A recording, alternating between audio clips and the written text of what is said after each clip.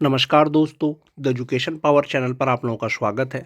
दोस्तों, आज के वीडियो में हम लोग बात करेंगे विशिष्ट शिक्षकों का वेतन निर्धारण के बारे में, यानी कि सैलरी फिक्सेशन के बारे में।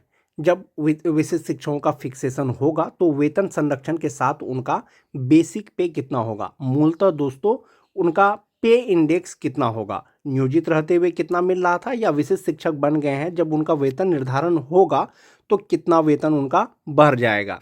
साथ ही साथ यदि सेवा निरंतरता का लाभ दे दिया जाएगा दोस्तों, कितना वेतन पर प्रभाव पड़ेगा, कितना बढ़ जाएगा, उसके बारे में आज के वीडियो में हम लोग चर्चा करेंगे। खास करके 2003 से लेकर के 2022 तक बहाल जितने भी विशिष्ट शिक्षक हैं। वीडियो शुरू करने से पहले एक रिक्वेस्ट है दोस्तों, जो लोग मेरे चैनल को सब्सक्राइब नहीं किए हैं कृपया चैनल को सब्सक्राइब कर दें। सबसे पहले हम लोग जो बिहार विद्यालय विशिष्ट शिक्षक नियमावली 2023 है दोस्तों, उसका पुनरावलोकन करेंगे। जैसा कि आप देख पा रहे होंगे 26 दिसंबर 2023 को विशिष्ट शिक्षकों के लिए नियमावली लाया गया था।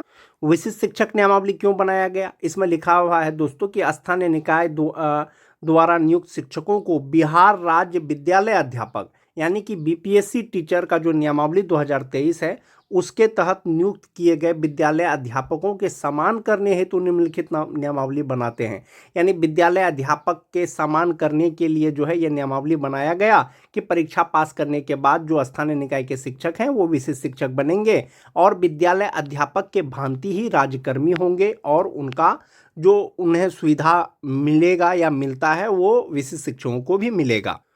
जो बीपीएससी टीचर नियमावली है और जो विशिष्ट शिक्षक नियमावली है, इसमें मूलतः सिर्फ अंतर इतना है दोस्तों कि जो विशिष्ट शिक्षक नियमावली है उसका जो पॉइंट नंबर 8 है, इसमें जो वेतन से संबंधित है उसका जिक्र किया गया है, वेतन संरक्षण का जिक्र किया गया है। जबकि जो बीपीएससी टीचर नियमावली है उसमें जो है वेतन संरक्षण का जिक्र नहीं किया गया है। 8.1 में दिया गया है कि विशिष्ट शिक्षक स्थानीय निकाय नियमावली 2020 के तहत उन्हें प्रदान किए गए पूर्ण वेतन संरक्षण यानी पे प्रोटेक्शन प्राप्त करेंगे। पूर्ण वेतन संरक्षण और पे प्रोटेक्शन का बात दोस्तों विशिष्ट शिक्षक नियमावली 2023 में ये पॉइंट नंबर 8 में अंकित है। इसीलिए जब तक फिक्सेशन नहीं हुआ है दोस्तों, आपको 25,000 या 25,750 जो मूल वेतन है 125 का, उसके आधार पर उनको वेतन मिलेगा। लेकिन जैसे ही वेतन निर्धारण होगा दोस्तों, तो वेतन निर्धारण जो होगा वो वेतन संरक्षण यानी पूर्ण वेतन संरक्षण का लाभ दिया जाएगा, उसके आधार पर उनका वेतन निर्धारण होगा। एक ये चीज हो गया। इसमें एक चीज है दोस्तों कि इसके अलावा इस नियमावली के प्रभावी होने पर उनका वेतन फिटमैन मैट्रिक्स के अनुसार दे होगा। अब फिटमैन मैट्रिक्स क्या होता है, एक चीज है दोस्तों, फिटमैन मैट्रिक्स का मतलब हुआ कि जो आपका वेतन संरक्षण है, पूर्ण वेतन संरक्षण है, नियोजित रहते हुए जो आपका मूल वेतन था वो कहाँ पर फिट बैठेगा, जो फिटमैन मैट्रिक्स टेबल है वो देखना होगा। जहाँ पर फिट बैठेगा आपको उस इंडेक्स के अनुसार वेतन मिलेगा। उसके बाद है दोस्तों कि फिटमैन मैट्रिक्स अनुलग्न क के अनुसार फिटमैन मैट्रिक्स इस नियमावली के विशिष्ट शिक्षकों को इंगित करता है। तो विशिष्ट शिक्षकों को जो अनुमान्य वेतन मिलेगा वो फिटमैन मैट्रिक्स टेबल के अनुसार मिलेगा और जो वेतन निर्धारण होगा दोस्तों उसमें जो है पूर्ण वेतन संरक्षण के अनुसार वेतन निर्धारण होगा। इसमें किसी भी प्रकार का संशय नहीं होना चाहिए क्योंकि ये नियमावली में इसको दिया गया है दोस्तों, और नियमावली के अनुसार ही स्थानीय निकाय के शिक्षक राज्यकर्मी बने हैं, विशिष्ट शिक्षक बने हैं। जब कभी भी आने वाले समय में आपका वेतन निर्धारण होगा, सैलरी फिक्सेशन होगा, उसमें ये चीज़ का ध्यान रखा जाएगा पूर्ण वेतन संरक्षण का। इससे पहले भी बहुत से जिला के द्वारा जो वेतन निर्धारण से संबंधित जो पत्र आया था दोस्तों, उसमें स्पष्ट जिक्र किया हुआ रहता था कि विशिष्ट शिक्षकों का वेतन निर्धारण किया जाए, लेकिन कैसे किया जाए, उनके वेतन संरक्षण को ध्यान में रखते हुए किया जाए। जो 1 to 5 यानी बेसिक ग्रेड के शिक्षक हैं उनका जो फिटमैन मैट्रिक्स टेबल है यही वो फिटमैन मैट्रिक्स टेबल है। इसमें इंडेक्स शुरू है 1 से, यानी स्टार्टिंग बेसिक पे 1 to 5 का 25,000, 6 to 8 का 28,000, 9 10 का 31,000 और 11 12 का 32,000 है। ये स्टार्टिंग बेसिक है दोस्तों। विशिष्ट शिक्षक जो बने हैं, जो नियोजित थे, इस इंडेक्स के अनुसार इसके आसपास में हो सकता है कि उनका कुछ बेसिक पे होगा उस समय जब उनको दिसंबर 2024 तक जब उनको वेतन मिला होगा, तो वो वाला बेसिक पे जो जनवरी में एक इंक्रीमेंट के साथ में वो कहाँ पर फिट बैठेगा। आप एग्जाम्पल के तौर पर आप ऐसे समझ सकते हैं, जो 2003 के नियोजित शिक्षक हैं, जो अभी तक विशिष्ट शिक्षक नहीं बने हैं, उनका बेसिक पे जनवरी 2025 से 31,340 रुपया होना चाहिए। जब जनवरी 2025 से नियोजित का बेसिक पे 31,340 रुपया हुआ, तो संभवतः जो विशिष्ट शिक्षक होंगे, नियमावली के अनुसार, पूर्ण वेतन संरक्षण के अनुसार, उनका जो बेसिक पे होगा वो 31,340 से कम नहीं होगा, उसके बराबर का होगा या उससे ज़्यादा का होगा। तो आप देखेंगे कि ये जो 31,440 रुपया है, इस इंडेक्स में कहाँ पर फिट बैठता है, तो आप देखेंगे कि इंडेक्स 9 पर फिट बैठता है और 31,340 रुपया के जो आसपास का जो बेसिक पे है वो 31,670 रुपया है। तो इसका मतलब है कि जो 2003 के शिक्षक हैं, उनका जो वेतन निर्धारण होगा वो 31,670 रुपया पे होगा। एक ये चीज़ क्लियर हो गया दोस्तों। जो टीटी पास शिक्षक हैं, जनवरी 2025 से उनका बेसिक पे 27,010 रुपया होता है नियोजित रहते हुए। तो अब आप ये देखिए कि ये जो 27,010 रुपया है, ये इस इंडेक्स में कहाँ पर बैठेगा। तो देखिएगा कि 26,520 27,000 से कम है, पूर्ण वेतन संरक्षण के अनुसार उनका बेसिक पे कम नहीं होना चाहिए। तो 27,010 रुपया जो फिट बैठेगा वो इंडेक्स 4 पे फिट बैठेगा और वो 27,320 रुपया हो जाएगा। वेतन निर्धारण नहीं होने का जो मेन समस्या पहले था दोस्तों, जो HRMS पोर्टल पर वेतन निर्धारण होगा, उसमें जो है ये जो सैलरी इंडेक्स है वो बेसिक पे 1 to 5 का 28,140 तक ही खुल रहा था या शो कर रहा था।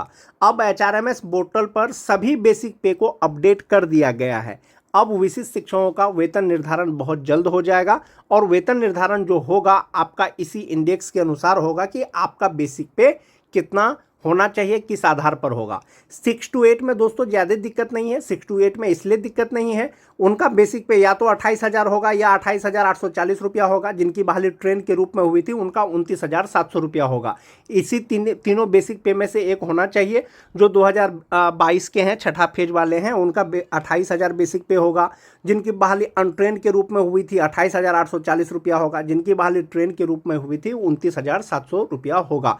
संभवतः जो वेतन निर्धारण होगा, जो बेसिक पे होगा, इसी इंडेक्स के अनुसार 1 to 5 का, इसी इंडेक्स के अनुसार 6 to 8 का, इसी इंडेक्स के अनुसार 9 to 10 का, इसी इंडेक्स के अनुसार 11 12 का होगा। अब जो मोस्ट इंपॉर्टेंट चीज़ है दोस्तों, वो है इंडेक्स, कि आपका जो बेसिक पे फिट आ रहा है वो कौन सा इंडेक्स में आ रहा है। इंडेक्स और लेबल दोनों अलग अलग चीज़ है दोस्तों। इंडेक्स का मतलब हुआ कि आपका बेसिक पे कहाँ फिट बैठ रहा है। अगर नियोजित की बात करें, जो 22,600 रुपया है वो इंडेक्स 3 में है, 23,280 रुपया है वो इंडेक्स 4 में है, 26,210 रुपया है वो इंडेक्स 8 में है, 27,010 रुपया है वो इंडेक्स 9 में है, ये नियोजित का है। उसी तरह से जो 30,420 रुपया है वो इंडेक्स 13 में है और जो 31,340 रुपया है वो इंडेक्स 14 में है, ये नियोजित का हो गया। जब वेतन निर्धारण होगा पूर्ण वेतन संरक्षण को देखते हुए, तो ये जो 22,600 रुपया है इंडेक्स 3 का और जो 23,280 रुपया है इंडेक्स 4 का, यानी 3 और 4 का, ये 22,600, 23,280, ये जो 25,000 है इससे तो बहुत कम है।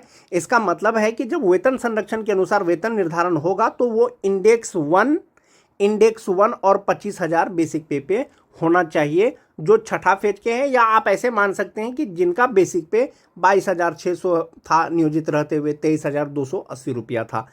तो इंडेक्स 3 और 4 का जो वेतन निर्धारण होगा वो विशिष्ट शिक्षक का किस पर होगा, इंडेक्स 1 के अनुसार होगा। जैसे बहुत से शिक्षक ऐसे होंगे जो नियोजित शिक्षक हैं, उनका बेसिक पे 26,210 रुपया है और 26,210 रुपया जो है वो इंडेक्स 8 के अनुसार आता है। अगर वे विशिष्ट शिक्षक बन गए हैं, उनका वेतन निर्धारण होगा तो विशिष्ट शिक्षक का जो इंडेक्स हो जाएगा उसका इंडेक्स 3 हो जाएगा और इंडेक्स 3 के अनुसार उनका बेसिक पे 26,520 रुपया हो जाएगा। जो टीटी पास शिक्षक है दोस्तों, सभी टीटी, जनरल टीटी हो, उर्दू टीटी हो, इंडेक्स 9 के अनुसार नियोजित रहते हुए उनका बेसिक पे 27,010 रुपया होता है। ये जो 27,010 रुपया है दोस्तों, इसके आसपास का जो बेसिक पे है वो 27,320 रुपया है और 27,320 रुपया जो होता है वो इंडेक्स 4 के अनुसार होता है विशिष्ट शिक्षकों का। इसका मतलब है दोस्तों कि जब आपको वेतन संरक्षण का लाभ दिया जाएगा, वेतन निर्धारण दिया होगा, तो आपका जो नियोजित रहते हुए जो इंडेक्स था वो कहीं ना कहीं आपको विशिष्ट बनने के बाद वो इंडेक्स आपका कम हो जाएगा। जब इंडेक्स कम हो जाएगा तो आपका बेसिक पे कोई प्रभाव नहीं पड़ेगा। हो सकता है इनहैंस सैलरी आपका कुछ कम हो जाए, लेकिन वो जो है आपका एनपीएस अकाउंट में जमा होगा। जो 2003 के शिक्षक हैं, 2003-05 का, उनका नियोजित रहते हुए बेसिक पे 31,340 रुपया है, और 31,340 रुपया जो इंडेक्स होता है वो इंडेक्स 14 में होता है। और ये जो 31,340 रुपया है वो विशिष्ट का इंडेक्स 9 पे फिट आता है, और वो 31,670 रुपया होता है। इसका मतलब है कि 2003 से लेकर के 5 तक के जो भी शिक्षक विशिष्ट शिक्षक बने हैं, उनका जो बेसिक पे होगा वो 31,670 रुपया होगा, और इसी पर उनका वेतन निर्धारण किया जाएगा। जो 2006 के हैं इंडेक्स 13 के अनुसार, एक ये चीज़ हो गया।